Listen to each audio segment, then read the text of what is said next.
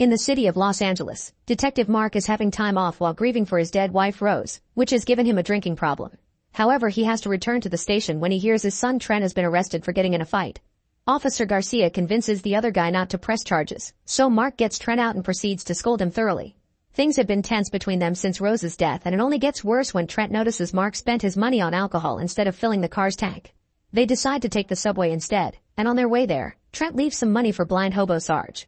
In the subway, Mark keeps fidgeting with Rose's ring and decides to hear Trent's side of the story, allowing them to have a soft bonding moment. Suddenly, the train comes to a stop at the same time a bright blue light appears in the sky. Mark checks with the transit worker named Audrey, who explains there's been a power outage and the radio's down. Then something makes the whole underground shake and Audrey receives a message through the radio saying don't look at the lights. When the whole train shakes again, the group decides to evacuate, and as they walk along the railing, they hear mysterious noises coming from above. Meanwhile, Garcia comes out of the bathroom and finds the station empty except for Officer Jones, so they look around and find the bright light outside. Everyone is following the blue glow except for Sarge, who isn't affected because of his blindness. The underground group reaches the station and tries to find a safe route to escape, but a woman is desperate to return to her family and tries to take the stairs outside. Trent follows her to convince her to come back and both of them end up looking at the light, which makes half of their faces go black. Mark notices this and closes his eyes to grab his son to keep him here while the light suddenly becomes a beam that takes away every person that looked at it. When Mark opens his eyes, he discovers the beam came from a giant spaceship. Afterward, Mark brings Trent back to the subway station and together with Audrey and the few survivors, they go back to walk through the tunnels. There they meet with Garcia, Jones, and Sarge, who join the group to look for a safe exit. Garcia also gives Mark a gun to defend himself. After walking all night, they find a set of stairs with a window that allows them to see the Air Force is attacking the spaceship. Jones finally gets a signal on her radio and asks for help, but it's denied because they're about to bomb the city without caring if there are any survivors left. The spaceship's defenses easily take down the Air Force, and as bombs and falling planes start hitting the ground, the tunnel begins to crumble. The group immediately runs away, but the unknown survivors get killed by the debris. The rest of the group finds a hole in the ceiling, but when they're about to escape, an alien appears in the tunnel to attack them. The creature absorbs Garcia before turning on its light to attract Trent again, and Mark starts shooting at it until it dies. Then he rescues Garcia, who is surprised by the fact he could breathe inside the creature. Jones wonders if the aliens want them alive, but at that moment, the creature wakes up and grabs Jones to remove her brain. Mark begins shooting again to give the others a chance to escape. This allows the alien to grab him by the legs. Thankfully, Audrey has an emergency flare with her and tosses it to Mark, who uses it to make the creature step back. Afterward, he puts it inside the gas tank of a car that fell into the hole, so when the creature tries to follow the group as they escape, the car explodes and kills it. Now they're outside, they can see the spaceship sending a giant alien after them. The group begins to run away, but the alien is too close, so Garcia stays behind to buy his friends some time. Unfortunately, his bullets do nothing, and the alien absorbs him with its tentacle. Mark, Trent, Audrey, and Sarge notice there are helicopters in the area and try to get their attention, but the giant alien suddenly blocks their way and shoots the helicopters down. Then the spaceship's lights begin taking the group away, and since it can't take Sarge, the alien picks him up manually. The giant alien returns to its ship, where it's revealed that this huge creature is actually a giant robot being piloted by a human-sized alien. Now that the alien is done with the USA, it moves the ship to begin harvesting other places. Meanwhile, Mark wakes up in a room full of bodies and alien goo. There's another creature there, which is also actually a robot, collecting people's brains. Mark dodges the tentacles to try to find Trent, and when he shoots at the robot, the alien captain notices him on his sensors and turns on the beam again. All the bodies are taken away except for Mark, whose head is grabbed by the robot to try to get his brain.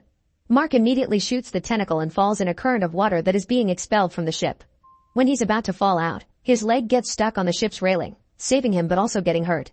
Then Mark climbs back inside and discovers that the human brains are put inside more robots to use them as soldiers. The only actual living creature here is the captain.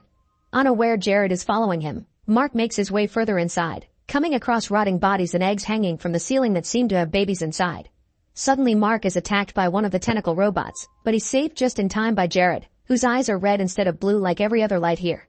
There are more enemies coming, so Mark follows Jared into another room as he explains he wants to find his son. Jared cauterizes Mark's leg before taking him to see Elaine, who is 3 months pregnant yet she's about to give birth. Elaine explains that when she first saw the light, she instantly became pregnant. On the other hand, her husband Jared became stronger every time he looked at it, allowing him to become immune. When the alien put his brain in a robot, Jared retained his sense of self. The alien usually takes the babies right from their bellies, but Jared saved her from that tragic end. Mark helps Elaine give birth to a healthy baby girl, but unfortunately Elaine dies in the process. Jared accepts to help Mark find Trent in exchange for Mark getting the baby out of the ship safely. Neither of them notices the baby can make her eyes glow red. Meanwhile, Trent and Audrey wake up to find themselves hanging from some vines on the ceiling. Trent manages to get the other flare from Audrey's pocket and cuts her vine. Then he grabs Audrey and throws her on the stairs.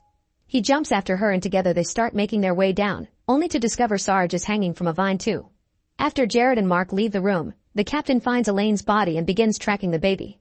Jared first takes Mark to the armory, where he provides him with an alien weapon that connects directly to his arm's nerve cells. Then Jared begins setting up bombs to blow up the ship. He also uses the main computer to find where Trent is. At that moment, the captain shows up, so Jared opens a passage to send Trent to the vine room while he stays behind to fight the captain. In the vine room, Mark finds Trent jumping on Sarge's vine to rescue him. Making the vine swing, Trent frees Sarge while Mark puts down the baby and rushes upstairs to offer his hand right before the vine breaks. Trent holds onto Mark's hand but the robot's tentacles are stronger and sadly they drag Trent away to steal his brain and throw his body into the pile. Another tentacle grabs Audrey, so Mark jumps on it and cuts it with the alien blade Jared gave him. Audrey makes it safely to the floor and the robot falls on top of Mark, but he uses the blade to finish it off. In the meantime, the captain overpowers Jared and leaves him for dead.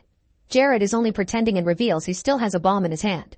The captain goes to the vine room and Mark tries to attack him, but the blade suddenly stops working, giving the captain the chance to go after the baby. Sarge gets in his way to buy some time, and he gets wounded while Audrey retrieves the baby. As the captain turns to go after her and Mark, Jared finally activates the bombs and the ship explodes, crashing in rural Laos. The crash is seen by siblings Sua and Kanya, who work with a cartel group. There are cops in the area trying to stop the alien robots but also looking to arrest cartels, so Sua kills one off while Officer Juana is busy destroying the robot with a flamethrower. The siblings approach the ship and find one of the eggs on the ground, which Kanya puts away in her bag. Mark, Audrey, and the baby have landed safely thanks to the alien goo. Sarge is also alive but barely hanging in there because of his wound. While the group leaves the ship by jumping into the river, the captain also wakes up alive and begins working on making more robots with human brains. One of these is Trent, who sees his memories for a second before the programming takes over. A moment later, Mark and the others reach the shore, where they bump into the siblings. As they begin arguing over their intentions, Sarge dies from his wounds. Sua feels bad and accepts to take them with them to their camp, where Audrey changes the baby, who is growing at an alarming speed. While Mark is distracted washing his hands, Kanya checks the object in his pocket and finds his badge. Now the siblings think he's here to spy. Sua attacks Mark and the two men engage in a fierce fight while Kanya tries to keep Audrey away from the baby. Mark is keeping up well thanks to his training, but Audrey is inexperienced and Kanya easily overpowers her. At that moment, Juana shows up with more cops, so both fights are interrupted to make a plan. Mark promises to help if Sua can take them to a doctor for the baby, and a truce is formed. Sua guides the group carefully through the minefields, and when they stop to camp for the night, Mark tells them how there was only one real alien on the ship. He wonders if the humans inside the robots can be freed like Jared did. Afterward, Mark tells Audrey about Rose. The next morning, Mark is awakened by Juana. Sua immediately saves him by shooting Juana non-lethally, but when he's about to shoot again to kill him, Audrey stops him. Then she checks on the baby, who has become a young kid overnight. The group leaves with Juana as their prisoner and they make it to an ancient temple, underneath which the cartels have set up their hideout. Juana is locked in a cell and the kid is taken to Dr. Harper, who confirms the child is burning with fever. Harper proceeds to run some tests while Mark wonders if he can trust this place. Sua shows him this was built during the war to defend themselves from the American attacks, so if they can survive the USA they can also survive aliens. Moments later, Harper announces the child isn't really human. Kanya runs away in panic and leaves her bag behind, allowing Harper to find the egg. When Kanya tries to take the kid away for being the enemy, the others stop her, and Mark tells her about the experiments he saw, meaning the child's also a victim. Afterward, Harper gives a full explanation. The kid's constant growth has depleted her entire system, and she's about to shut down. She needs a transfusion, but Harper doesn't think any of them are compatible. Mark shows him his arm and tells him about the weapon that was connected to his body, so they decide to try with his blood. The next morning, the kid is healthy and well. She's also grown even more. Using the egg Kanya found, Harper runs more tests and discovers the blue light that brainwashes their brains is biologically compatible with human DNA. He thinks the aliens planted humans here on Earth as a crop, and every couple of millennia they come back to harvest. However, they didn't take evolution into account. Using the egg and the kid's blood, Harper develops a serum to be put inside the beam cannon, and the modified light will free all the robots from the mind control. The group begins arming themselves for the incoming fight, and Audrey and Kanya go outside to set up some traps. At that moment, the captain sends a giant robot to attack Audrey. Kanya activates one of the traps but the bomb is just a scratch for alien technology, so she gets its attention by shooting at it. Then Kanya runs into the minefield, and as the alien follows her, it activates one of the mines. This explosion does more damage, but it's still not enough to destroy it. Kanya steps back and accidentally walks on a mine. Knowing there's no way out, she uses her radio to say goodbye to her brother, and when the robot comes close enough, she removes her foot. The mine explodes and brings them both down. The explosion has given away their location, and the captain begins flying the ship toward the temple.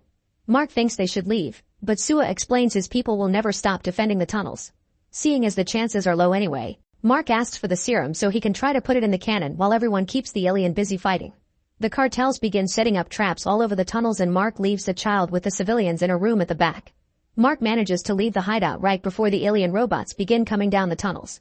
The explosives do quite a lot of damage, and the cartels finish the robots off with their firearms. Then Sua gets ready to start a fire by the entrance, but an alien surprises them by entering the tunnel through a hole it makes in the ceiling. The alien kills a bunch of people before it finds Sua, who fights it and guides it back to the entrance so he can defeat it by setting it on fire. Since so many fighters died, Sua frees Hawana to ask him to fight too. Then all the survivors begin evacuating through a hidden tunnel. Meanwhile, Mark sneaks around the temple and enters the spaceship through a back door.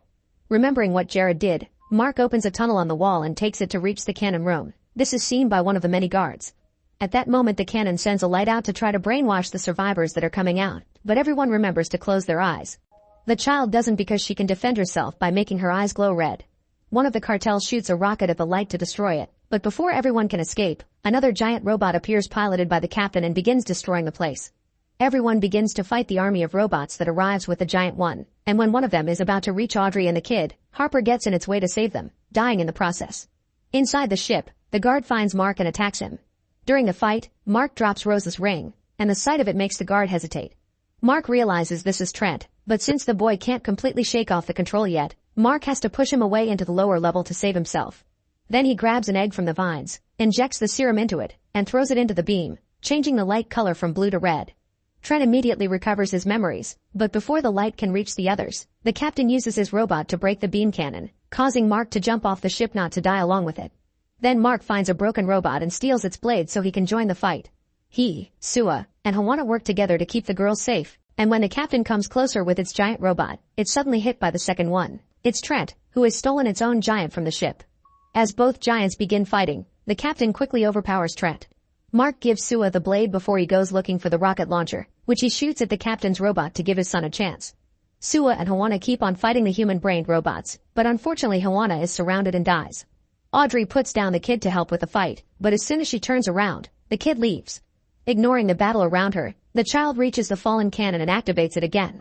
The captain notices this and comes to kill her, but Mark runs to protect her and Trent pushes the captain to the ground.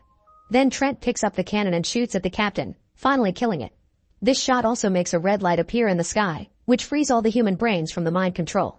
Father and son finally reunite, and when Audrey picks the kid up, she decides to name her Rose.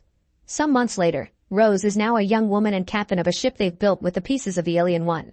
Her crew is formed by humans but also by all the people trapped in the robot bodies, like Trent. Together they're finally ready to fly to the aliens' home planet and stop them from coming back ever again. Make sure to subscribe and turn on notifications so you can watch more videos like this. Thanks for watching.